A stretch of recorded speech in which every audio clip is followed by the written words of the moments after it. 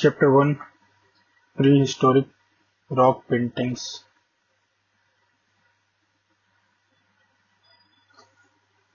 The distant past, when there was no paper or language or the written word, and hence no books or written documents, is called prehistory, or as we often say, prehistoric times. How people lived in those times was difficult to surmise until scholars began to discover the places where prehistoric people lived.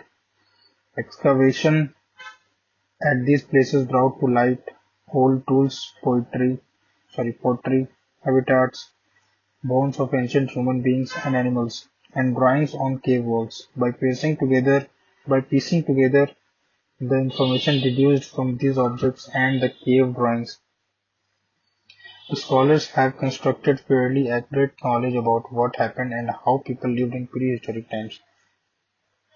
When the basic needs of food, water, clothing, and shelter were fulfilled, people felt the need to express themselves. Painting and drawing were the oldest art form practiced by human beings to express themselves, using the cave walls as their canvas. Why did prehistoric people draw these pictures? They may have drawn and painted to make their shelters more colorful and beautiful, or to keep a of their shelter, visual record of their day-to-day life, like some of us who maintain a diary. The prehistoric period in the early development of human beings is commonly known as the Old Stone Age or the Paleolithic Age. Prehistoric paintings have been found in many parts of the world. We do not really know if Lower Paleolithic people ever produced any art objects, but by the Upper Paleolithic times we see a proliferation of artistic activities. Around the world, the walls of many caves of this time are full of finely carved and painted pictures of animals which the cave dwellers hunted. The subjects of their drawings were human figures, human activities, geometric designs, and animal symbols. In India, the earliest paintings have been reported from the Upper Paleolithic times.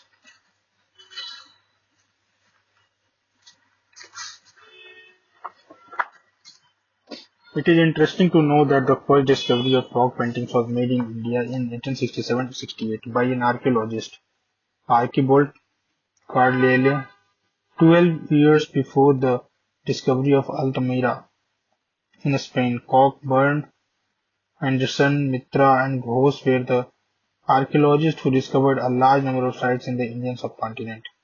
Remnants of rock paintings have been found on the walls of the caves situated on several districts of Madhya Pradesh, Uttar Pradesh, Andhra Pradesh, Karnataka, and Bihar. Some paintings have been reported from the Kuma Hills in Uttarakhand also. The rock shelters on bank of the river Suyal at Lakhudiyar, about 20 kilometers on the Almora-Baranchina road, where these prehistoric paintings. Lakhudiyar literally means 1 lakh caves. The paintings here can be divided into three categories: man, animal, and geometric patterns in white, black, and red ochre. Humans are represented in stick-like forms. The long-snouted animals, a fox, and a multiple-legged lizard are the main animal motifs.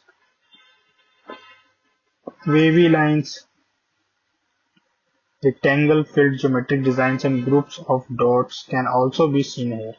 One of the interesting scenes depicted here is of hand-linked dancing human figures. There is some superimposition of paintings. The earliest are in blank. Over these are red ochre paintings, and the last comprises white paintings. From Kashmir to slabs with engravings have been recorded. The granite rocks of Karnataka and Andhra Pradesh provided suitable canvases to the Neolithic man for his paintings. There are several such sites, but more famous among them are Kupgalu, Pikhlihal, and Tekalpota. Three types of paintings have been reported from here: paintings in white, paintings in red, in ochre over a white background, and paintings in red ochre. These paintings belong to the late historical, early historical and Neolithic periods. The subjects depicted are bulls, elephants, sambars, gazelles, sheep, goats, horses, stylized humans, tridents, but rarely vegetal motifs. But the richest paintings are reported from the Vindhyan ranges of Madhya Pradesh and their Cameroonian extension into Uttar Pradesh. These hills ranges are full of Paleolithic and Mesolithic remains, and they are also full of forest, wild plants, fruits, streams, and creeks. Thus, a perfect place for a Stone Age people to live. Among these, the largest and most spectacular rock shelter is located in the Vindhya Hills at Bhimbetka, in Madhya Pradesh. Bhimbetka is located 45 kilometers south of Bhopal, in an area of 10 square kilometers, having about 800 rock shelters, 500 of which bear paintings. The caves of Bhimbetka were discovered in 1957 to 58 by eminent archaeologist V.S. Wakankar, and later on many more were discovered. Wakankar spent several years in surveying these inaccessible hills and jungles to study these paintings. The themes of paintings found here are of great variety, ranging from mundane events of daily life in those times to sacred and royal images. These include hunting, dancing, music, horse and elephant riders, animal fighting, honey collection, decoration of bodies, and other household scenes. The rock art of Bhimbetka has been classified into various groups on the basis of styles, technique, and superimposition. The drawings and paintings can be categorized into 7 historical periods. Period first, Upper Paleolithic, period 2, Mesolithic, and period 3, Chalcolithic. After period 3, there were 4 successive periods, but we will confine ourselves here only to the first and 3 phases. Upper Paleolithic period. The paintings of the Upper Paleolithic page are linear representations in green and dark red of huge animal figures such as bisons, elephants, tigers, rhinos, and goats, besides stick-like human figures. A few are vase paintings, but mostly they are filled with geometric patterns. The green paintings are of dancers and the red ones of hunters. Mesolithic period. The largest number of paintings belong to the period 2 that covers the Mesolithic paintings. During this period, the themes are multiple, but the paintings are smaller in size. Hunting scenes predominate. The hunting scenes depict people hunting in groups armed with barbed spears, pointed sticks, arrows, and bows. In some paintings, these primitive men are shown with traps and snares, probably to catch animals. The hunters are shown wearing simple clothes and ornaments. Sometimes men have been adorned with elaborate head dresses and sometimes painted with masks also. Elephant, bison, tiger, boar, deer, antelope, leopard, panther, rhinoceros, fish, frog, squirrel, and at times birds are also depicted. The Mesolithic artists love to paint animals. In some pictures, animals are chasing men. In others, they are being chased and hunted by men. Some of the animal paintings, especially in hunting scenes, show a fear of animals, but many others show a feeling of tenderness and love for them. There are also a few engravings representing mainly animals. Though animals were painted in a naturalistic style, humans were depicted only in a stylistic manner. Women are painted both in the nude and clothed. The young and the old equally find place in these paintings. The children are painted during running, jumping, and playing. Community dances provided a common theme. There are paintings of people gathering fruit or honey from trees and of human women grinding and preparing food. Some of the pictures of men, women, and children seem to depict a sort of family life. In many of the rock shelters we find handprints, first prints, and dots made by the fingertips. The artists of Bhimbetka used many colors, including various shades of white, yellow, orange, red, ochre, purple, brown, green, and black, but white and red were the favorite colors. The paints were made by grinding various rocks and minerals. They got red from hematite, known as Geru in India. The green came from a green variety of a stone called chalcedony. White might have been made out of limestone. The rock of mineral was first ground into a powder. This may then have been mixed with water and also with some thick or sticky substance such as animal fat or gun or resin from trees.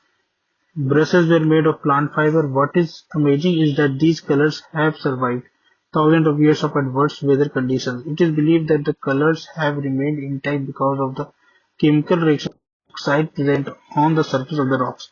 The artists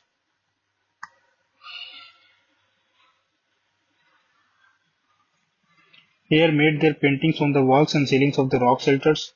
Some of the paintings are reported from the shelters where people lived, but some others were made in places which do not seem to have been living spaces at all. Perhaps these places had some religious importance. Some of the most beautiful paintings are very high up on rock shelters or close to ceilings of rock shelters. One may wonder why early human beings choose to paint on a rock in such an uncomfortable position. The paintings made at these places were perhaps for people to be able to notice them from a distance. The paintings, though from the remote past, do not lack pictorial quality, despite various limitations such as acute working conditions, inadequate tools, materials, etc. There is a charm of simple rendering of scenes of the environment in which the artists live. The main shown in them appear adventurous and rejoicing in their lives. The animals are shown more youthful and majestic than perhaps they actually were. The primitive artist seems to possess an intrinsic passion for storytelling. These pictures depict in a dramatic way both men and women engaged in the struggle for survival. In one of the scenes, a group of people have been seen hunting a bison. In the process, some injured men are depicted lying scattered on the ground. In another scene, an animal is shown in the agony of death and men are depicted dancing. These kinds of paintings might have given man a sense of power over the animals he would meet in the open. This practice is common among primitive people of today also. They engrave or paint on rocks as part of the rituals they perform at birth, at death, at coming of age, and at the time of marriage. They dance masked during hunting rites to help them kill animals difficult to find or kill. The paintings of individual animals show the mastery of a skill of the primitive artist in drawing. These forms, both proportion and tonal effect, have been realistically maintained in them. It is interesting to note that at many rock art sites, often a new painting is painted on top of an older painting. At Bhimbetka, in some places, there are as many as 20 layers of paintings, one on top of another. Why did the artist paint in the same place again and again? Maybe this was because the artist did not like his creation and painted another painting on the previous one, or some of the paintings and places were considered sacred or special, or this was because the area may have been used by the different generations of people at different times. These prehistoric paintings help us to understand about early human beings, their lifestyle, their food habits, their daily activities, and above all, they help us understand their mind, the way they brought thought. Prehistoric period remains are a great witness to the evolution of human civilization, though the numerous rock beacons, tools, ceramics, and bones.